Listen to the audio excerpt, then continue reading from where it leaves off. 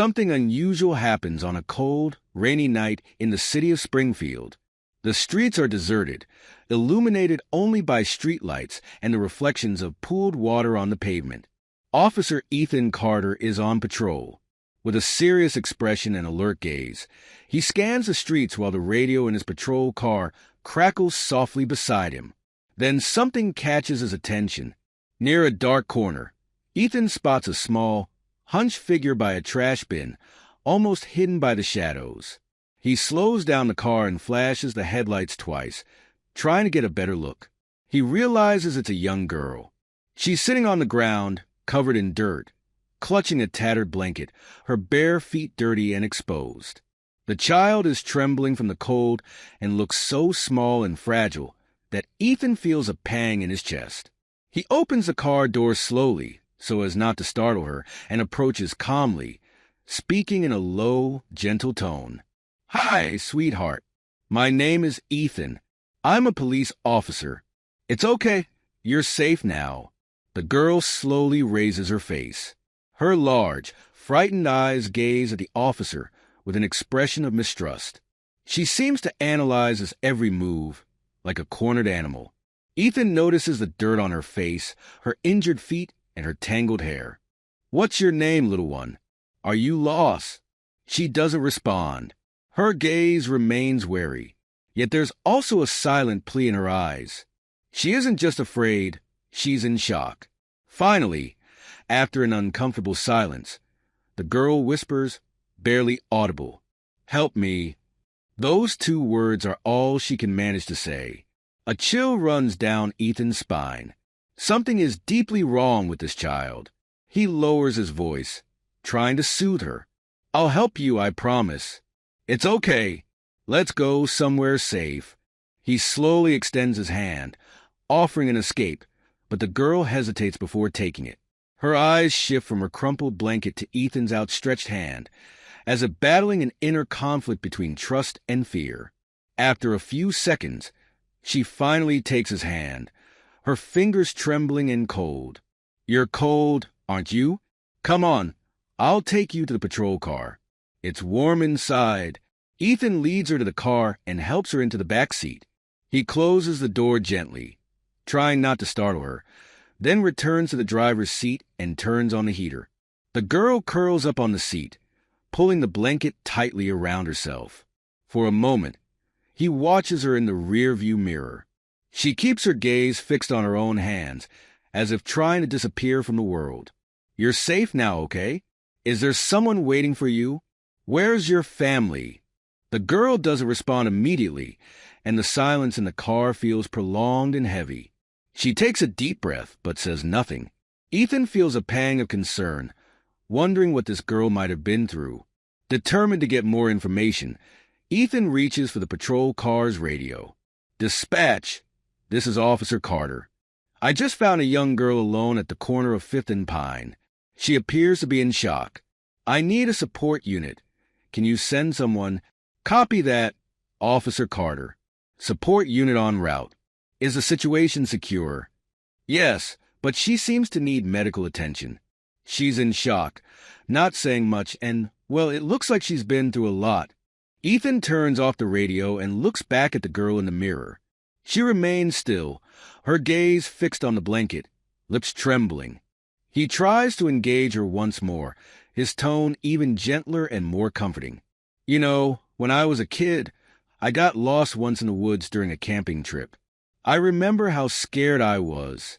But then a park ranger found me and helped me find my way back. He helped me not feel so afraid." The girl lifts her eyes to the mirror, watching him more intently. She seems to feel a bit more at ease with his story, but still remains silent. Ethan then turns and looks at her directly, trying to convey his trustworthiness. "I just want to help you. Can I do that if you tell me your name?" "Sarah." "Sarah? That's a beautiful name. So, Sarah, were you lost? Is there anyone I can contact?" Sarah slowly shakes her head but says nothing more. The arrival of the support unit breaks the silence. A police officer named Emma Clark steps out of her car and approaches Ethan's patrol car, tapping gently on the window. Hey, Ethan, everything okay?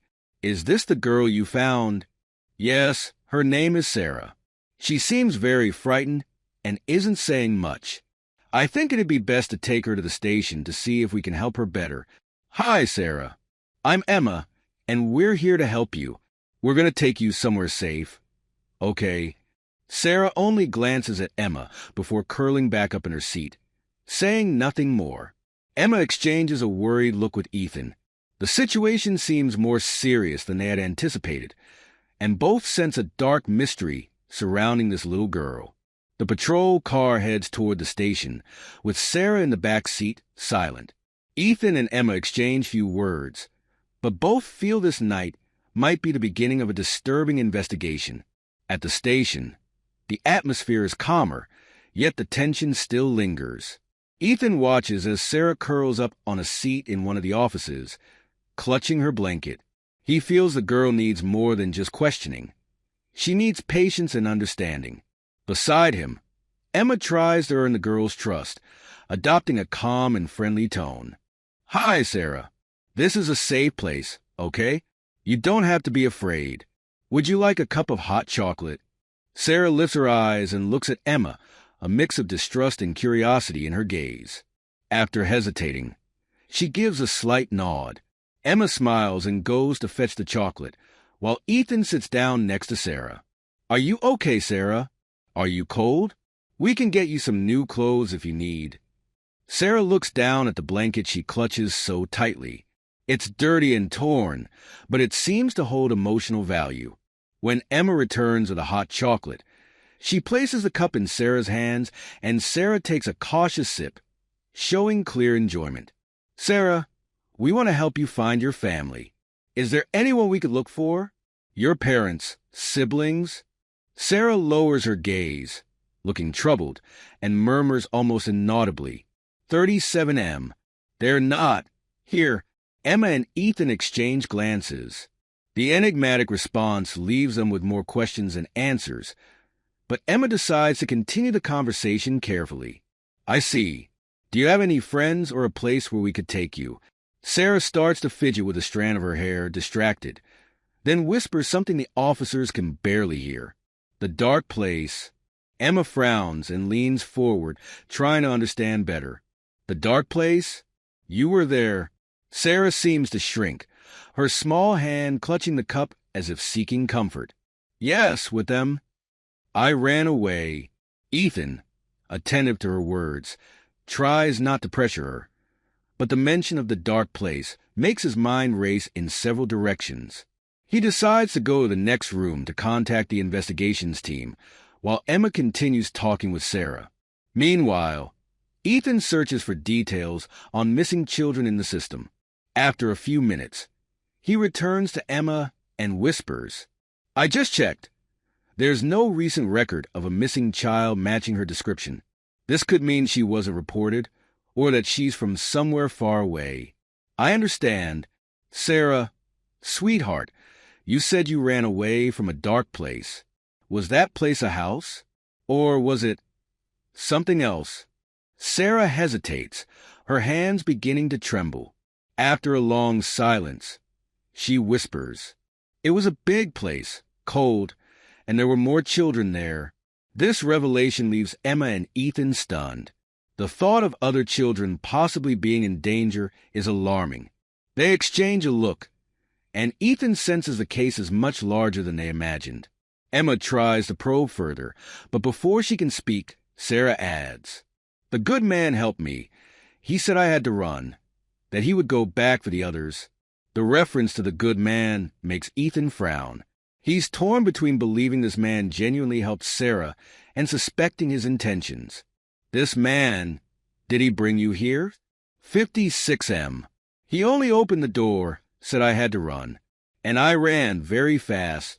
Her face shifts into an expression of fear, clearly remembering the terror of her escape.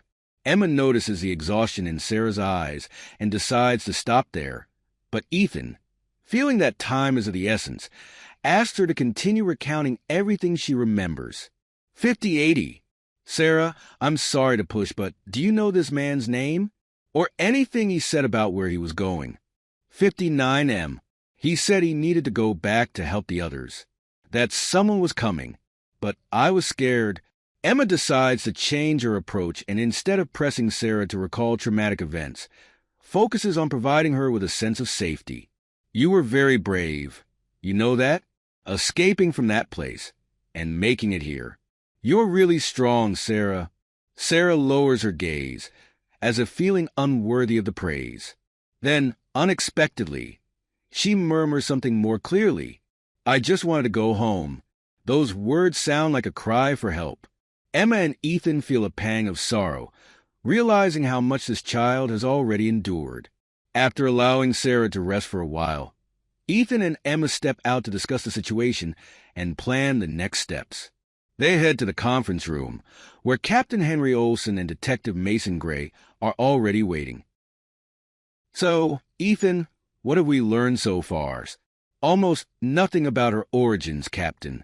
She mentioned a dark place with other children and a man who helped her escape. That sounds incredibly suspicious. And this man? Is he the Good Samaritan in this story or part of the problem? We can't say for sure yet, but my impression is that he might have helped her. Sarah seemed grateful and referred to him as the good man. This leads us to think he may be someone trying to save these children. The captain runs his hands through his hair, visibly disturbed by the scenario. The possibility of a child trafficking network hidden in Springfield or neighboring cities sets off alarms for the entire team. We're going to need reinforcements on this investigation. Mason, I want you to dig up more information on reports of kidnappings or missing minors over the past few months. Leave it to me. I'll access records from nearby departments to see if there's any pattern. As the team organizes, Ethan decides to speak with Dr. Megan Rivera, the department psychologist, to help Sarah cope with the trauma and possibly gather more information.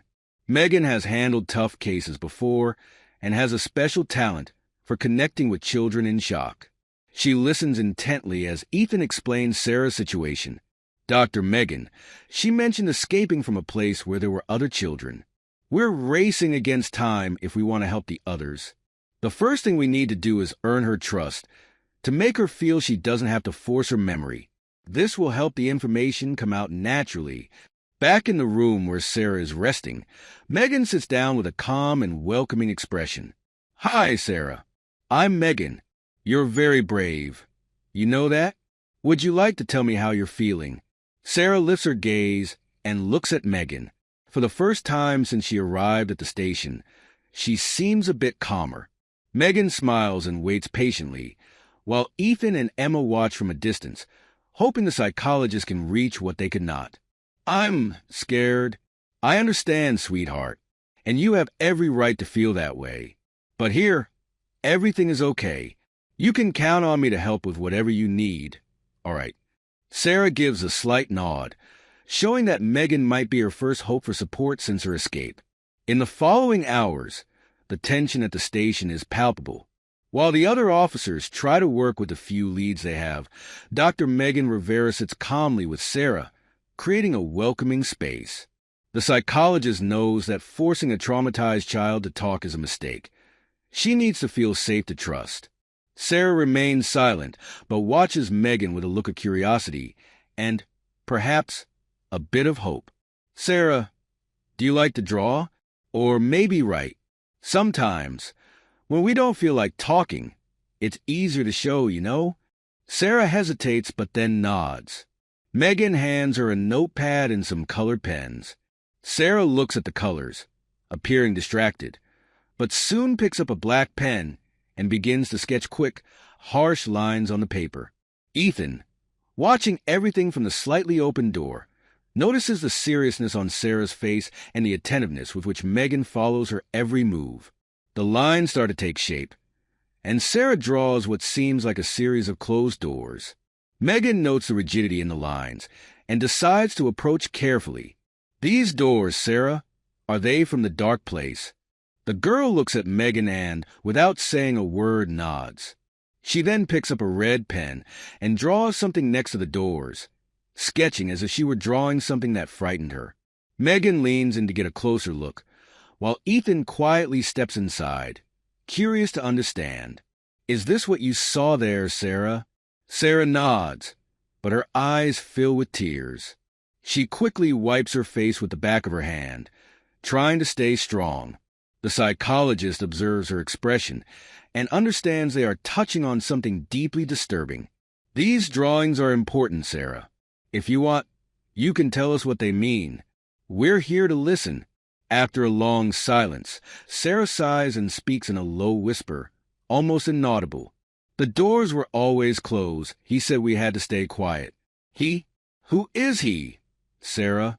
Sarah looks at Ethan and then at Megan, visibly torn between fear and the need to trust someone. She takes a deep breath before continuing. He was a man from the dark place, but he was never there for long. He'd just come in, lock the doors, and then leave. This man, did he hurt you? No, he just told us to stay quiet. But I didn't trust him. Ethan steps a little closer, trying to show he's on her side. And the man who helped you, the good man, was he the same? No, the good man, he was different.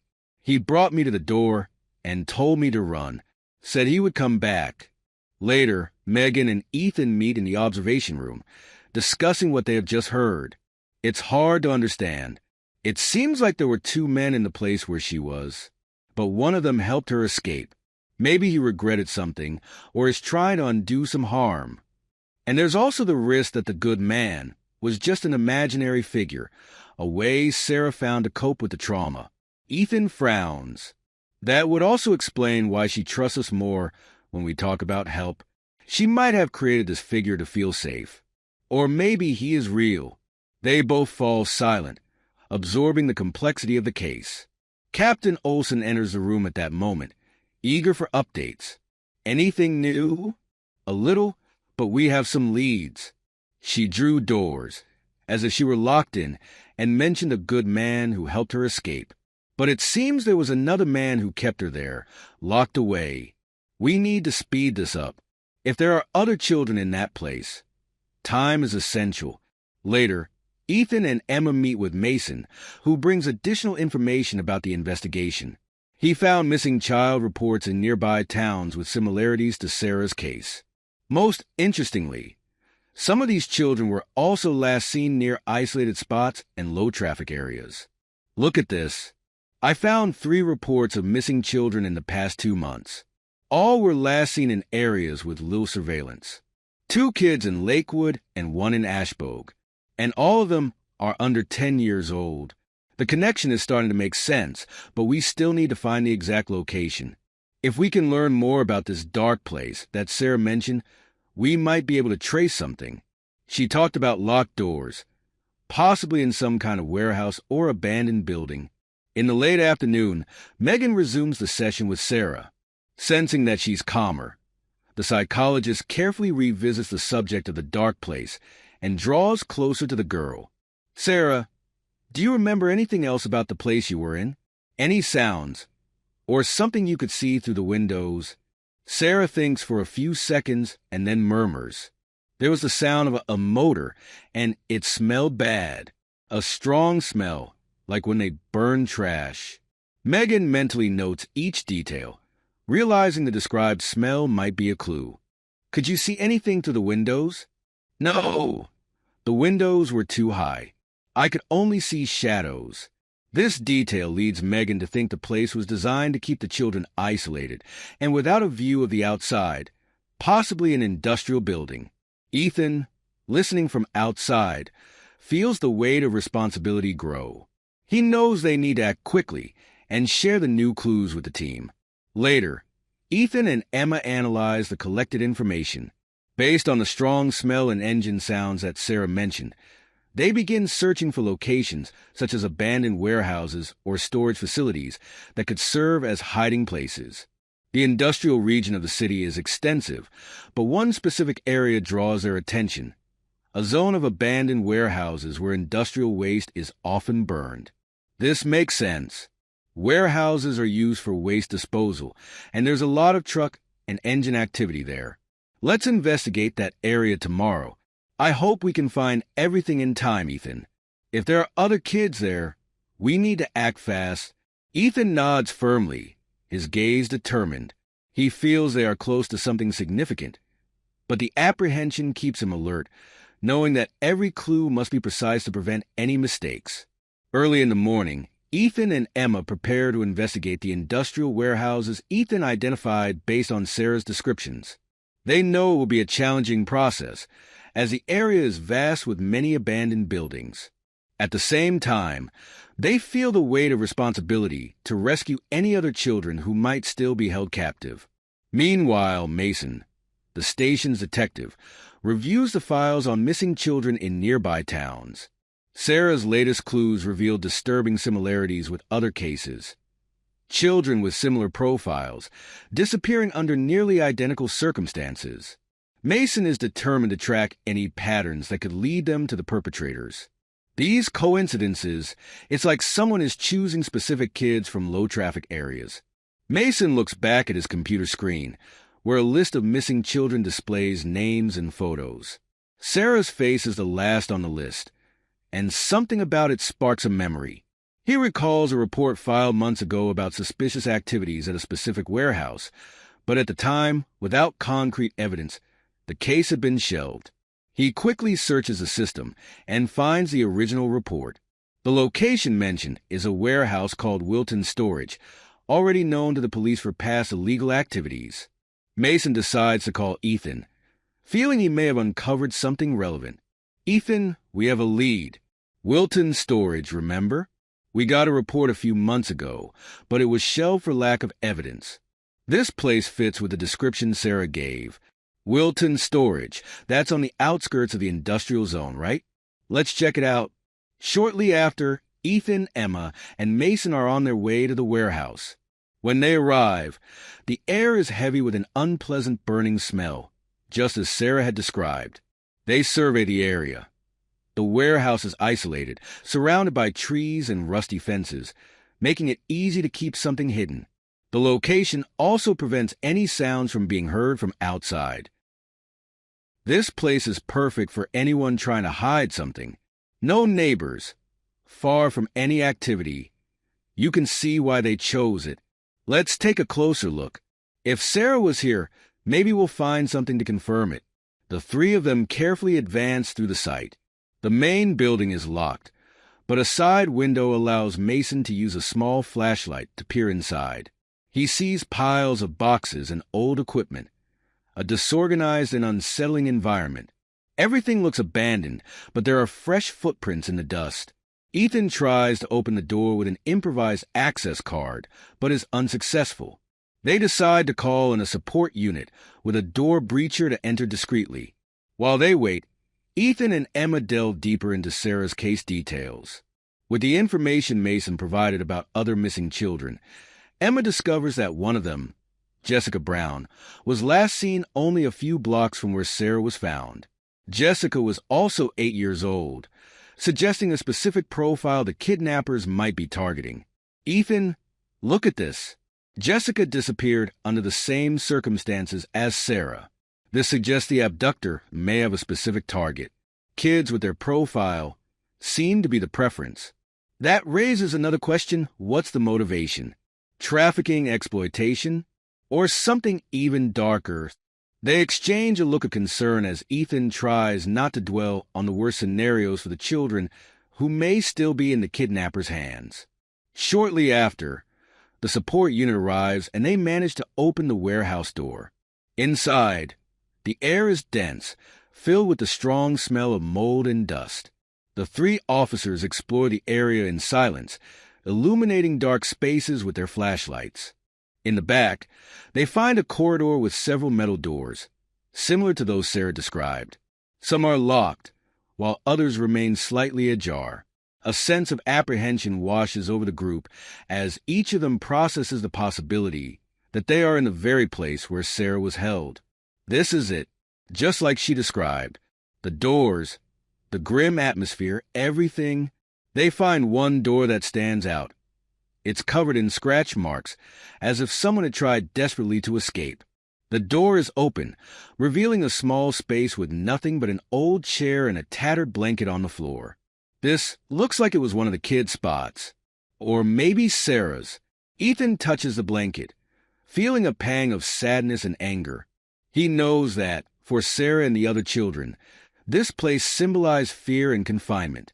Mason inspects the area, searching for more concrete clues. I'll do a sweep for DNA and other traces that could confirm the presence of more children here. While waiting for the forensic team, Ethan feels his phone vibrate. He looks at the screen and sees a message from Dr. Megan Rivera, the psychologist. She managed to help Sarah recall more crucial details about the place she was held, including a distinctive symbol she saw drawn on one of the doors. The description matches the emblem of an old human trafficking group that the police had been investigating for years, but never had enough evidence to prosecute. Megan got more information. Sarah described a symbol that resembles one used by a trafficking group we've been monitoring for months. So, this is a much bigger case than we thought. We're dealing with a network that spans beyond just Springfield. Ethan feels the urgency rising even more. The idea of an entire network exploiting children leaves everyone with a sense of urgency and indignation. Back at the station, Emma and Mason meet with Captain Olson to report their findings. So we have a suspicious warehouse, traces of children, and the involvement of an organized network. We'll need a larger operation to take this down. Captain, my mind keeps going back to Sarah. She may know more about the organization and its members. The captain decides to mobilize additional resources and increase security around Sarah, in case the group realizes she is still alive and attempts to reclaim their witness. Meanwhile, Megan continues her sessions with Sarah. During the latest session, Sarah reveals another piece of information.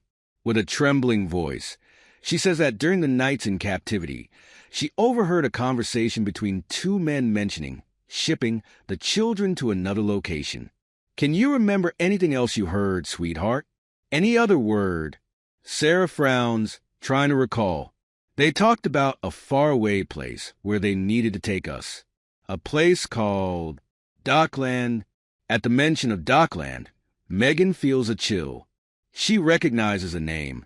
It's a port area notorious for high levels of illegal activity, but until now, no one had directly linked the location to a child trafficking network. Megan thanks Sarah and immediately contacts Ethan. Ethan and Emma waste no time. Upon hearing the word Dockland, they decide to check it out immediately. With Mason's support, they organize a preliminary investigation.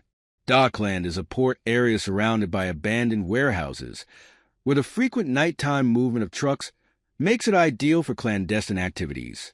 The three arrive at the area shortly after nightfall, accompanied by several backup units.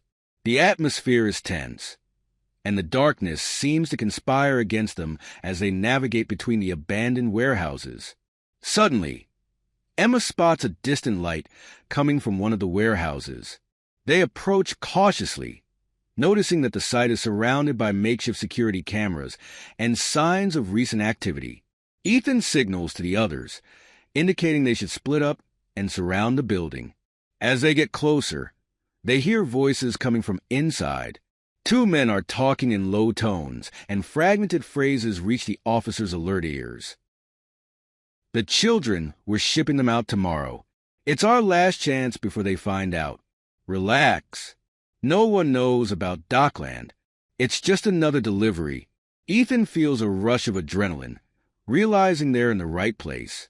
He signals the team to advance cautiously, and in one swift move, he enters the warehouse with Emma and Mason, guns drawn. The men are caught off guard and have no chance to flee. The team quickly apprehends them while other units inspect the premises. In the back of the warehouse, they find more evidence of confinement. Improvised beds, old toys, and children's clothing. It's a devastating sight, but it also confirms they're on the right track to dismantling the network. After the successful operation at the Dockland warehouse, Ethan, Emma, and Mason return to the station with the detained suspects. The pressure is intense, as they know that capturing the intermediaries is just the beginning. The true organization behind the child trafficking network is still active and well hidden. Captain Olson gathers the team to discuss the next steps. These men we captured are just pawns. We need to find out who's giving the orders and how this network operates. Mason, have you gathered any useful information so far? Yes, sir. During the arrest, one of the men mentioned a name, William Crane. That name has come up in past investigations, but we never had enough evidence to arrest him. Emma immediately recognizes the name. William Crane is a local businessman with an impeccable public image, but rumors link him to various illicit activities, especially smuggling. His influence in the city is significant, with numerous political and business connections. Crane has always been a suspect, but we've never managed to get anything concrete on him. If he's involved in this network, he probably has a complex structure to protect his operations. That explains the confidence these men showed. They think they're protected. Captain Olson considers this for a moment and decides to launch a covert operation to monitor Crane's activities. They know he's likely aware of the arrest and may attempt to cover any trace linking him to the scheme. In the days that follow, the station intensifies the investigation. Emma spends hours analyzing Crane's financial records and business activities, looking for any sign of suspicious transactions that might be linked to human trafficking. Meanwhile, Mason cross-references the testimonies of the Dockland detainees with other anonymous tips the station has received in recent months. Finally, after several sleepless nights, Emma finds a lead. She notices that one of Crane's companies, a transportation subsidiary called Clearline Logistics, has been recording recurring expenses in locations that lack significant cargo or commercial traffic. She calls Mason with the discovery. Mason, I just checked one of Crane's subsidiaries. Clearline Logistics has been reporting strange expenses in areas with no cargo movement. This could mean he's using these areas as transition points for transporting the children. They present the discovery to Captain Olson, who agrees to investigate Clearline's warehouses. Mason, Emma, and Ethan assemble a surveillance team to monitor the transport company and gather evidence before making any direct approach. The monitoring operation continues for days, and the officers observe that deliveries at Clearline's warehouses always take place at night, involving minimally marked trucks. Ethan and Emma alternate shifts to watch over an isolated warehouse on the outskirts of the city, where, according to the pattern, suspicious deliveries occur every Wednesday. One of these nights, Ethan watches the site in silence, while Emma reviews recent reports on the patrol cars database. They exchange tired but determined looks. The tension in the air is thick, and they both know that any false move could jeopardize the case. These trucks have no identifiable freight markings. It's like they're trying to erase any trace. Or maybe they're just confident no one would dare investigate them. But we're close to exposing all of this.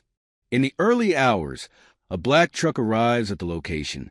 A man gets out and quickly unlocks the warehouse door. Ethan and Emma watch intently, taking pictures and making notes. As the man unloads large crates and stacks them carefully inside, another truck approaches, this one bearing the Clearline Logistics logo. This is the transfer point. They must be moving the children from here to the second truck, and then to other locations.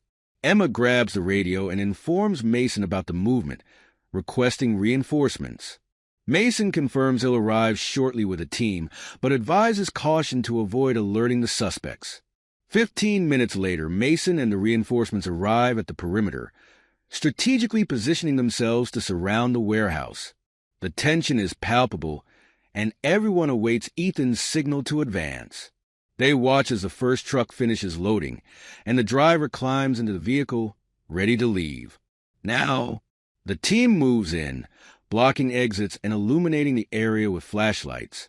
The truck drivers attempt to flee but are quickly detained by Mason's team. Inside the warehouse, they find several crates ready for transport and evidence of frequent activity, including children's clothing and supplies. Check everything.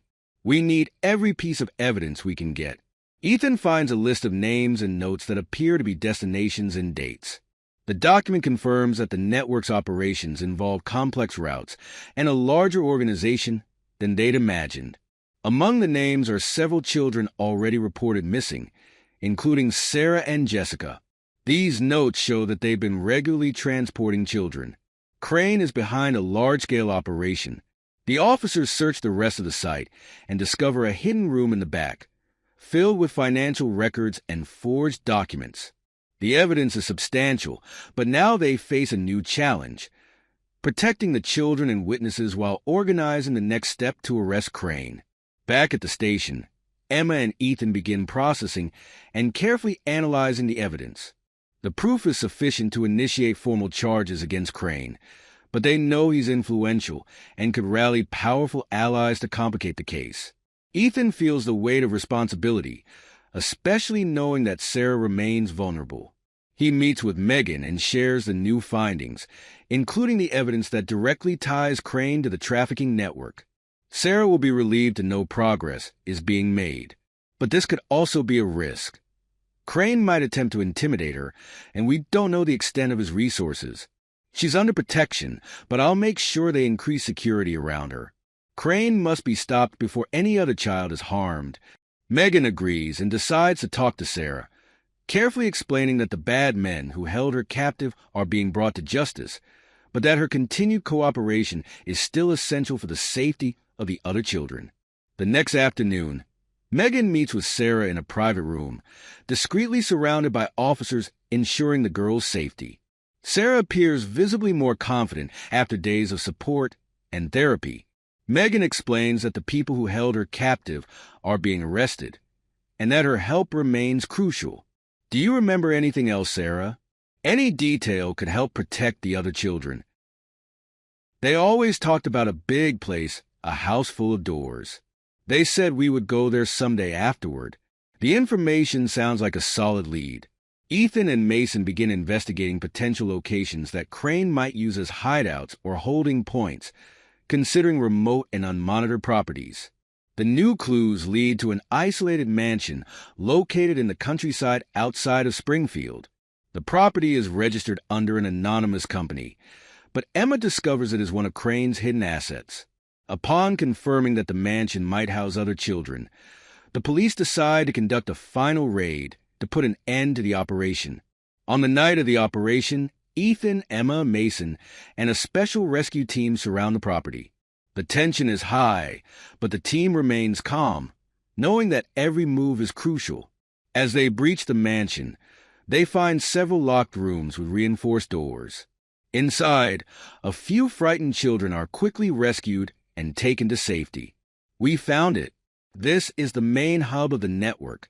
Ethan and Emma search the mansion, while the children are escorted out.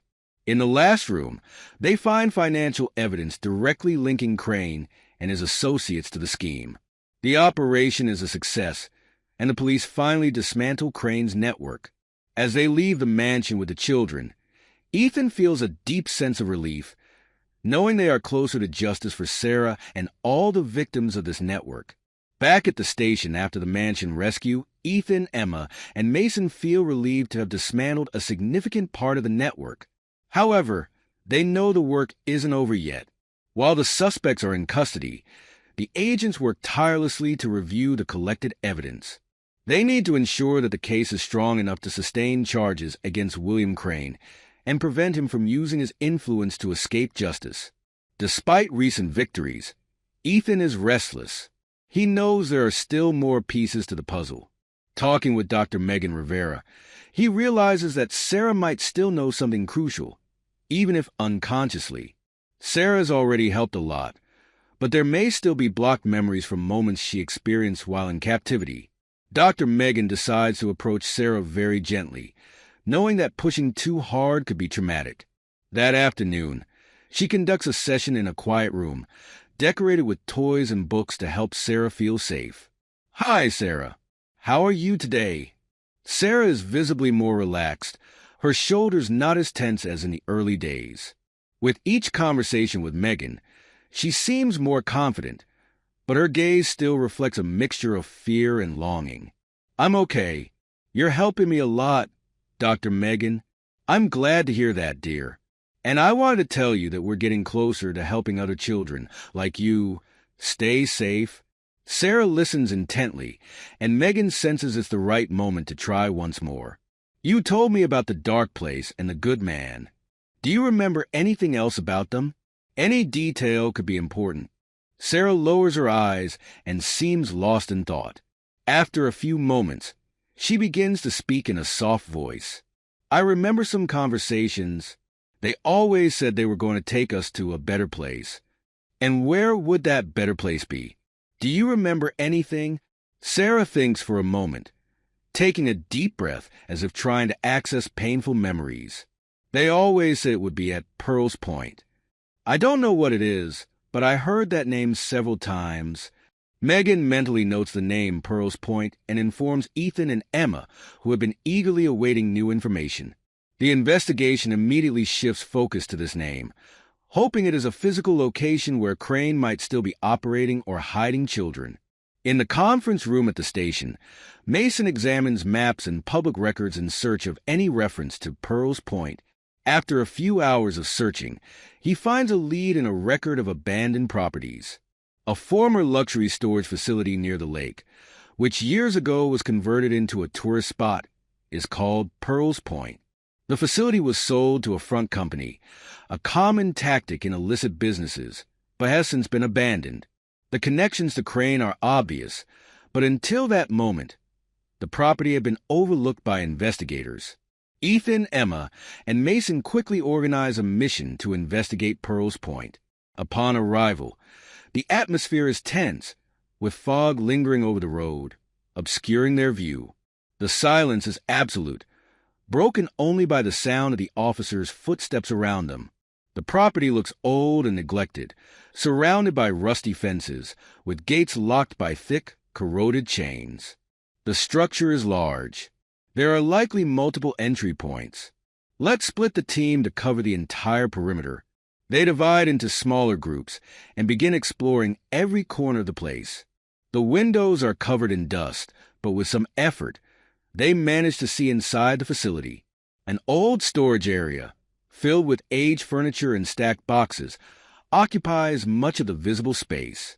After a quick attempt to force entry, they decide to call in a specialized team with the appropriate equipment. While waiting for backup, Emma finds an intriguing clue. Examining one of the building's outer walls, she notices a symbol carved into the stone, similar to the one Sarah had previously described, matching the emblem of a trafficking organization under investigation for years. It's the confirmation that Pearl's Point is indeed linked to the network. Here, Ethan, the same symbol Sarah mentioned. It's enough to give us a warrant to enter. With the arrival of reinforcements, the team enters the facility, splitting up to investigate each room. As they search the corridors, a pattern of reinforced doors catches their attention. Each one appears isolated, as if designed to be soundproof. These doors are perfect for hiding something or someone. This confirms Sarah's suspicions.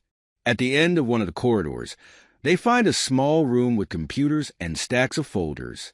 Mason and Ethan begin searching through digital files, while Emma examines the folders, finding documents that detail dates, names, and destinations for various children. The trafficking scheme, well organized and documented, reveals that Crane operated on a large scale, with multiple routes and intermediaries. Meanwhile, Emma notices a small black notebook hidden among the folders. Opening it, she finds a list with names and dates. At the top of the list is Sarah's name, with a note beside it, to be transferred to Pearl's Point. The notebook also lists other children, confirming that the facility had served as a transition point for many victims. They had Sarah marked to come here, and all these children were moved, but where to? If we can decipher the codes and routes here, we might identify the destination sites and rescue those still in their hands. With the notebook and notes, Ethan and Emma quickly record everything as evidence and take the documentation for forensic analysis.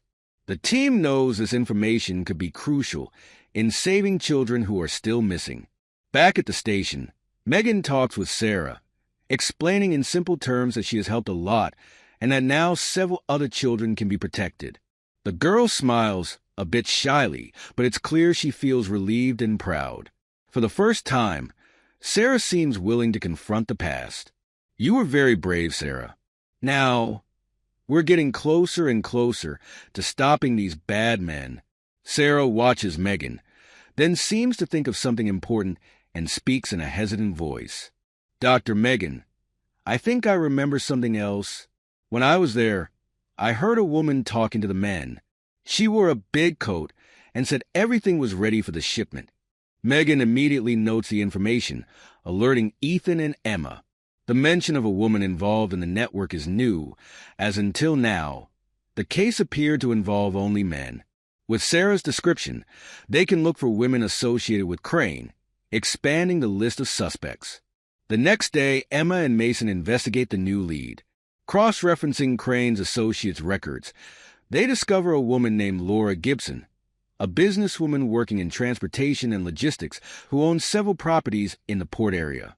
Laura is known for being discreet and reserved, but her company has import and export records that align with the routes described in the Pearls Point files. Laura Gibson, she might be responsible for the port operations. That explains the use of unmarked trucks and the heightened security. Ethan organizes a surveillance team to monitor Laura, hoping to find evidence of her direct involvement with Crane and the trafficking network. Meanwhile, Mason compiles data that could lead to the arrest of both, gathering evidence to confirm Laura's active participation. Later, Sarah is taken to a safe location under constant police surveillance. Though she still faces the trauma of her time in captivity, the protection and support from the team provide an environment where she can begin to recover. She knows that, thanks to her courage, many children can be saved. During a final session with Megan, Sarah speaks with a more confident voice. Thank you for listening to me, Dr. Megan. I just wanted no one else to go through what I went through. You helped many children, Sarah. What you did was very important. And with that, Sarah gives a shy but genuine smile. The burden she carried now seems a bit lighter. The next morning, the team at the station is in a frenzy. With the new information about Laura Gibson, the woman suspected of collaborating with William Crane in the trafficking network, the case takes on an even more complex dimension. To ensure the safety of Sarah and other children who might still be in captivity, Captain Olson decides that the police must organize a large-scale rescue operation. The team must act as quickly as possible before Laura and Crane can detect the tightening net and evacuate the confinement sites. In a meeting room, Ethan, Emma, Mason, and several Special Rescue Force agents gather around a table with maps and detailed diagrams of the main sites linked to Crane's operation. Captain Olson takes the lead and outlines the initial plan. Listen up. We have multiple fronts to cover, but we need to act fast. The main goal is to locate the missing children and dismantle any confinement points Laura and Crane may be using. We have Pearls Point as a target, but we also need to monitor the movement in the port loading areas associated with Laura's company. Ethan carefully analyzes the map, mentally tracing escape routes and critical points. If Crane and Laura suspect anything, they could move the children out of the country within hours. Dockland, the port area, is our best bet to intercept them before they can do that. I agree. The flow of trucks and ships makes Dockland the most sensitive point. We can surround the exits and secure the perimeter to ensure nothing goes in or out without being checked. The captain divides the team into smaller groups, assigning specific responsibilities. Mason is tasked with overseeing perimeter security, while Ethan and Emma lead the main team that will enter the suspected warehouses. The operation will take place at night to minimize risks and avoid alerting any possible informants Laura may have in the port areas. As the day progresses, the station is filled with mounting tension. Ethan and Emma prepare the surveillance equipment, protective vests, and non-lethal containment weapons in case they encounter any children on site and need to act cautiously. Emma can't shake the feeling of anxiety as she checks the equipment. You know, Ethan, it's strange. We've worked on so many cases together, but this one it's different. The thought that there are children there vulnerable, depending on us. I understand. I feel the pressure too. But that's why we're here, and we're going to get them out. We have to trust what we've done so far. As night falls, the team takes their positions. Dockland is nearly empty, except for a few night shift workers and security guards patrolling the area. Mason observes from a surveillance point, monitoring security cameras and coordinating communication between the groups via radio. Teams ready? Emma, you and Ethan will move in from the north side, while the support teams cover the east and west. We're not leaving any escape routes. Understood. Positioning complete. Ethan and Emma exchange a brief look of support before advancing toward the first warehouse, an old building partially illuminated by exterior floodlights. They move silently, checking each corner as they proceed. Inside the warehouse, the environment is dark and stifling. The rusted metal walls reflect the little light there is, and the silence only heightens the sense of isolation. Ethan whispers into the radio. North team in position. No movement here. But I found marks on the floor. Something was dragged recently. Check everything. This could be one of the transport points. We're seeing a large truck on the east side. Not sure if it's being loaded, but it could be a sign. Ethan and Emma move forward, maneuvering around stacks of boxes and discarded packaging. Emma notices something peculiar. A reinforced iron door at the back of the warehouse, surrounded by makeshift cameras. She crouches and signals to Ethan. That door is isolated, but it has cameras aimed at it. It's a clear sign they're protecting something. Let's check it out. Be cautious of any noise or movement. They approach the door, but find it locked with an industrial-grade padlock. Ethan calls the support team over the radio, requesting a high-precision lockbreaker to open the door quietly. As they wait, Emma crouches near the door and notices a muffled sound on the other side. She quickly turns to Ethan, her face showing urgency. I heard a sound. There's someone inside. Probably children.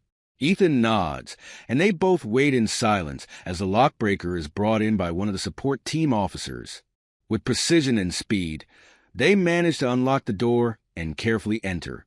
Inside, they find a small room where several children are lying on dirty mattresses, surrounded by boxes of basic supplies. The children, upon seeing the officers, widen their eyes, frightened, but Ethan and Emma speak calmly, trying to reassure them. Hey, it's okay. You're safe now. We're police officers, and we're here to help.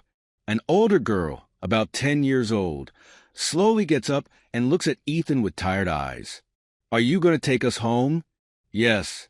We'll make sure you're safe and get back to your families. They begin escorting the children out of the room one by one, while calling the rescue team to provide medical assistance and check each child's condition. Ethan feels a profound sense of relief seeing the children finally free, but he knows there's still more to be done. He informs Mason of the successful rescue and updates Captain Olson. Outside, the officers now focus on the truck Mason had mentioned. The interception team approaches cautiously, blocking the vehicle before it can leave. Opening the truck's rear, they find more boxes of supplies and equipment, suggesting they were ready to transfer more children. These guys were ready to take off with everything. If we hadn't acted today, they would have vanished without a trace. Ethan and Emma watch as the driver is taken into custody, and the truck is searched to ensure no detail is missed.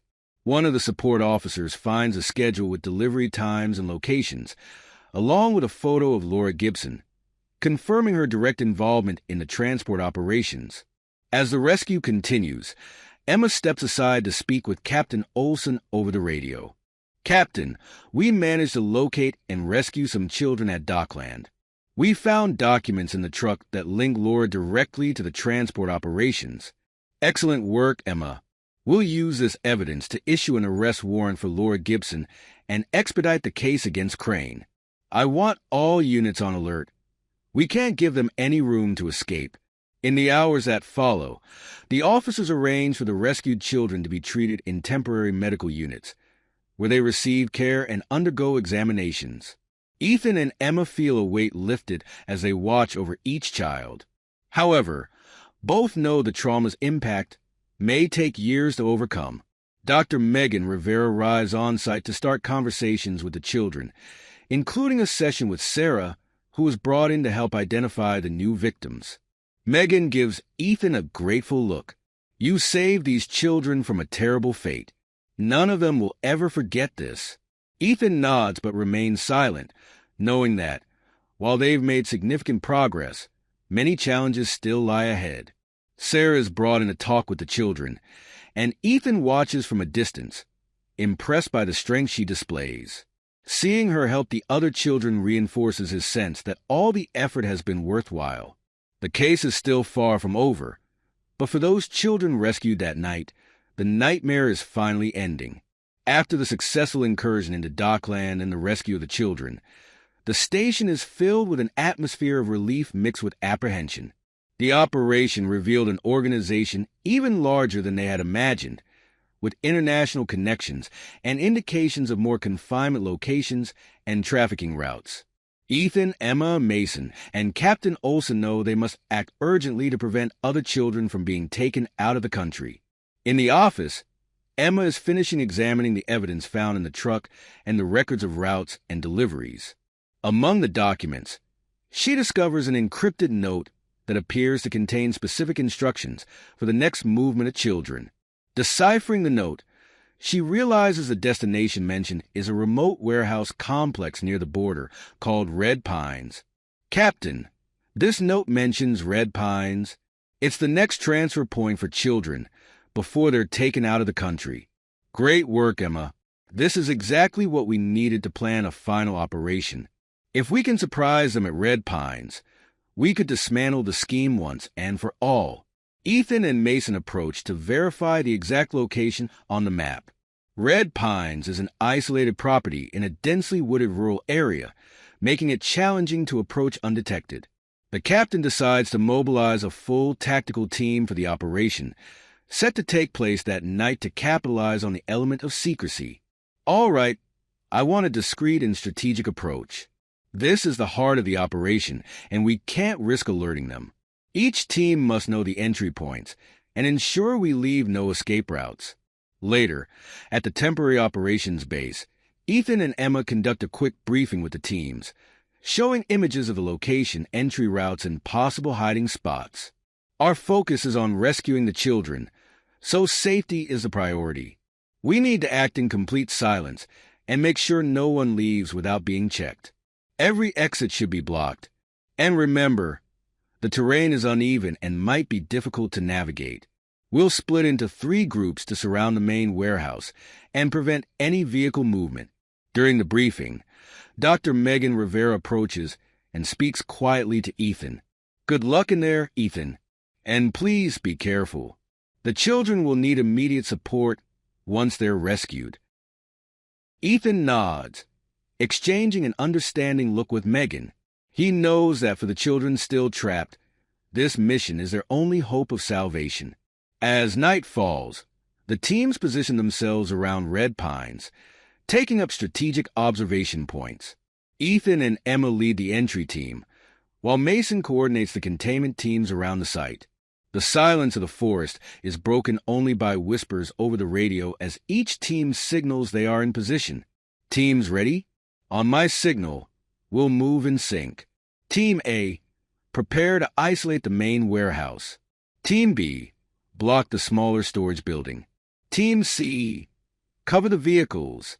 On the signal, the teams begin advancing through the dense vegetation. Ethan and Emma move with precision, dodging makeshift cameras and motion sensors installed around the warehouse. Inside, they can hear muffled voices and movement, suggesting the kidnappers are preparing the next transfer of children. We're in the right spot. If we wait any longer, they might leave with the children. We need to act now. I agree. Let's move in cautiously and try to capture them before they can react. Inside the warehouse, they find a devastating scene. Children huddled on makeshift beds with minimal provisions, looking scared and exhausted. One of the men, realizing the officer's approach, tries to run but is quickly intercepted by Ethan. You're not going anywhere. It's over. Emma approaches the children, kneeling down to make them feel at ease. Hey, it's okay. We're the police, and we're here to get you out of here. You're safe now. The children look at Emma with a mixture of relief and disbelief, and one of them whispers in a faint voice, "You really came to save us?" Emma smiles gently and nods, while the other officers tend to each child, providing blankets and food. "Yes, we came, and no one is going to hurt you anymore." Outside, Mason and his team watch as the last suspects are taken into custody. The operation was swift and effective, with all involved being detained and the children safely rescued. However, something still troubles Mason. Checking the list of detainees, he realizes that Laura Gibson, the woman responsible for transport, is not among them. "Captain, we have a problem. Laura Gibson is not among the detainees. She might be trying to escape." "Understood. Close the perimeter immediately and block all routes. She can't leave the area." The containment teams begin blocking nearby roads and increasing surveillance at exits, but the darkness and dense forest make the search for Laura challenging. Sensing the urgency, Ethan decides to act on his own, believing she may be hiding somewhere on the property. As he moves through the forest around the warehouse, Ethan moves silently, attentive to any sound. He soon finds recent footprints in the mud, indicating that someone had passed through recently. Following the tracks, he spots a figure in the distance, walking hurriedly along a narrow path leading to a secondary road. "Laura Gibson, stop now. You're surrounded." Laura turns briefly, surprised, but quickly starts running, trying to escape down the trail. Ethan chases her, jumping over roots and dodging low branches, determined not to let her get away. After a tense chase, he catches up to her and firmly grabs her arm, preventing her escape. "You don't understand. I was just following orders. I'm not responsible for all of this.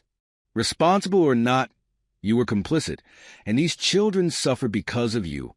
This ends here." Laura is taken into custody as Ethan returns to the warehouse to wrap up the operation. Her arrest closes a crucial piece of the scheme, and the child trafficking case is finally dismantled. Ethan, Emma, and Mason watch as the detainees are placed in police vehicles, and a sense of justice begins to set in. Hours later, at the station, the children receive medical and psychological care while Dr. Megan Rivera talks to each one, helping them process the traumatic experience. Sarah, among the children, hugs Megan tightly. "Thank you, Dr. Megan. Now they're safe. All thanks to you, Sarah. Your courage made a difference." 3:30 N. Watching from a distance, Ethan feels profoundly proud of Sarah and the entire team. He knows that everyone there contributed to this victory. The nightmare is finally over for these children, and the trafficking network is being dismantled bit by bit. The path to healing will be long, but the first step has been taken, a step toward freedom and a new beginning. The sense of duty fulfilled mixes with deep respect for the strength of each rescued child, and Ethan, with a smile, leaves the station knowing that, at least this time, they did what was right. The operation at Red Pines was a milestone. Children were rescued, accomplices detained, and the trafficking network severely weakened. But the face behind it all, William Crane, is still at large. At the station, Ethan, Emma, Mason, and Captain Olson organize the evidence to ensure they can arrest Crane. The documents seized at Dockland, Pearls Point, and Red Pines, along with testimonies from the children and arrested accomplices, seem to form a solid case. However, they all know Crane's influence may hinder an arrest without one final piece of evidence. In the middle of the discussions, Mason returns to the room with important information. "Guys, we just got a wiretap order. Crane's name came up in several phone conversations of the accomplices, and the court has authorized monitoring. We have a chance to catch something directly from him." The team sets up the wiretap, monitoring calls from Crane's associates and even some close family members. For hours, they listen to superficial conversations about business and transactions, but in the early morning, they finally capture something relevant. A call between Crane and Laura Gibson, who is still in custody. "Well, I don't know how long I can hold this. They arrested me.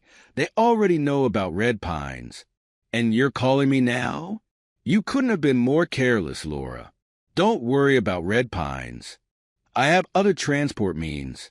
And what about the children? They're going to find out everything. I won't carry this guilt alone. If you can't handle the pressure, no one's forcing you to stay quiet. But I'm not going down with you. The coldness and implicit threat in Crane's words confirm the danger of the man they're dealing with. With the recording in hand, Ethan and Emma finally have the evidence they need. With the transcript, Captain Olson secures an urgent arrest warrant, and the team prepares to apprehend Crane that very morning. Dawn is shrouded in thick fog as the team heads toward Crane's mansion. The silence inside the vehicles is palpable, everyone aware that they're about to confront the man responsible for so much suffering. Upon arrival, Captain Olson instructs the team to surround the property to ensure Crane has no chance of escape. You know what to do. He's dangerous and has resources. Don't underestimate what he might do to try to escape. We're going all in. Crane won't walk away unscathed from this. They approach the mansion, where Crane's private guards attempt to block their entry. With the warrant in hand, the officers advance, disarming the guards and forming an entry line to catch Crane before he can react. With Emma by his side, Ethan leads the group into the mansion. In the luxurious office, decorated with artwork and antique furniture, they find Crane sitting in an armchair, watching them with a cold, controlled expression. He doesn't look surprised, but he clearly didn't expect them to get this far. So, you decided to pay a visit? I thought the police knew how to respect other space. It's over, Crane. We have enough evidence to arrest you and dismantle your network. Every one of your accomplices is in custody and will testify against you. Crane gives a mocking smile and leans back in the armchair. Accomplices? Do you really think you have control over this? There are plenty of others willing to do the work that needs to be done. I'm just a piece in a much larger game. Maybe, but you're the piece we have here and now. And you'll answer for every child who suffered at your hands. Crane stares at Emma with a cold gaze, dismissing the gravity of the charges. But he soon realizes that his posture of superiority is being dismantled by the officer's determination. When Ethan and Mason approach to arrest him, Crane tries to resist, but is quickly restrained and handcuffed. You think you've caught a monster, but soon you'll realize he's only the beginning. There are others out there, far crueler than I am. Each of them will face the same fate, and you'll have time to think about that. Crane is led outside, still bearing the posture of a man who doesn't consider himself defeated. As he is placed in the squad car, he casts one last look at the mansion, his empire on the verge of collapse. Ethan and Emma watch him, feeling that they have finally taken an important step in the fight against a network that once seemed unbeatable. Back at the station, the news of Crane's arrest brings relief among the officers. The children rescued at Red Pines and Dockland are receiving the necessary care, while Sarah, the young girl whose courage sparked the entire operation, watches everything with attentive and hopeful eyes. Dr. Megan Rivera organizes one last session with Sarah and other children to help with their adaptation and the start of a new life away from captivity. Throughout the afternoon, Megan observes the children interacting, some still shy but already showing signs of recovery. Sarah is a central figure in the session, encouraging the other children with an unusual maturity for her age. Later, Ethan and Emma have a brief conversation with Sarah. He kneels down at her level and looks directly into her eyes. Sarah, you did something incredible. Thanks to you, many other children are safe now. I just didn't want them to hurt anyone else. And you accomplished that. We won't let them harm anyone else. Sarah smiles, finally allowing herself to believe that the darkest phase of her life is behind her. She hugs Ethan and Emma, who feel a mixture of pride and relief. The mission that began with the unexpected encounter of a frightened and lonely girl has now resulted in the liberation of dozens of other children. That night, Ethan, Emma, and Mason gather in the operations room to review the next steps in the case. Crane's arrest was a significant breakthrough, but the investigation still has other targets. With the dismantling of the network, records and financial transactions are being tracked in hopes of identifying and capturing the remaining individuals involved. This is just the beginning. We're going to keep investigating until we find everyone involved. We'll track every transaction, every call. With Crane in custody, we might have a real chance to dismantle what's left of the network. But we'll need to act fast and strategically, and we will. Sarah and the other children deserve complete justice. We'll make sure this nightmare ends for all of them. At the end of the day, Ethan, Emma, and the other officers leave the station with a sense of duty fulfilled. The operation was long and demanding, but teamwork and determination brought a crucial victory in the fight against child trafficking. The faces of the rescued children, especially Sarah's, reflect the hope for a safe and free future. The arrest of William Crane and the dismantling of his network marked the end of a long and exhausting investigation for Ethan, Emma, Mason, and the rest of the team. However, the work at the station is far from over. With the fall of Crane's empire, new information about his operations emerges. Other investigations are beginning to track down accomplices and any remnants of the network. Even so, everyone feels that the darkest days are behind them. At the station, a mix of relief and satisfaction blends with exhaustion. Ethan and Emma reflect on everything they went through to reach this point. After long hours of work, they leave their desks and decide to visit the temporary shelter where the rescued children, including Sarah, are staying. They know it's important to offer support and help the children feel safe in this new environment. As they enter the center, they are greeted by Dr. Megan Rivera, who monitors the children's progress daily. She smiles upon seeing them, exhausted but visibly pleased. You arrived just in time. We're organizing a small celebration for the children, something to help them realize that this is a new beginning. Ethan and Emma follow her to the courtyard, where some children are engaged in recreational activities, playing and laughing. Seeing the sparkle in their eyes, free from fear, is a moment of profound satisfaction for them both. Sarah, spotting the officers, runs over with a shy but warm smile. Hi, Ethan. Hi, Emma. I'm drawing a story for you. Ethan smiles and crouches down beside her. Oh, really? And what's it about? It's about a girl who has a magic shield. It protects her from all the monsters. Ethan feels a wave of emotion upon hearing the girl's metaphor. Sarah now sees herself as someone who is safe, which means she's starting to believe that the monsters of her past can no longer reach her. Later, Ethan and Emma meet with Megan to discuss the future of Sarah and the other children. With the right psychological and medical support, they have a chance to move forward. But the emotional scars will surely require a long healing process. Sarah and some of the other children have good family members who want to take them back. In other cases, we're considering adoptive families. But what matters is that now, they will grow up in safe and healthy environments. Knowing that is all we needed, they deserve a future of peace. Megan agrees, her eyes slightly misty. After so many days and nights dedicated to this case, each rescued child represents a personal victory for each of them. Days later, Ethan and Emma receive a special invitation to an event at the community center, organized to support the victims and celebrate the work of everyone involved in the operation. The event is filled with short thank you speeches and artistic performances organized by the children themselves. Sarah performs alongside some new friends, and at the end of the event, she holds up a sign of gratitude that reads, "Thank you for saving us. Now we are free." The emotion on Ethan and Emma's faces is undeniable, as is the sense of fulfillment. Seeing Sarah and the other children smiling, singing, and simply being children again is the most rewarding outcome of all.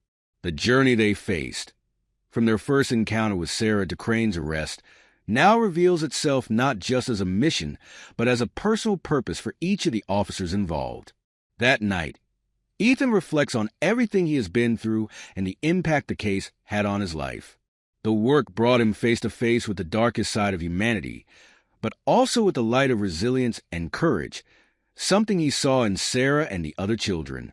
He feels more motivated than ever to continue defending justice and, above all, to protect the most vulnerable. At the end of the event, as the children and their caregivers begin to disperse, Sarah approaches Ethan one last time, holding a small piece of paper with a drawing. In it, Ethan and Emma appear as heroes, wearing capes and holding protective shields. She hands it to him with a shy but grateful smile. "This is for you and for Emma, so you'll remember that you're our heroes." Ethan holds the drawing, moved, as Emma kneels beside him and hugs Sarah.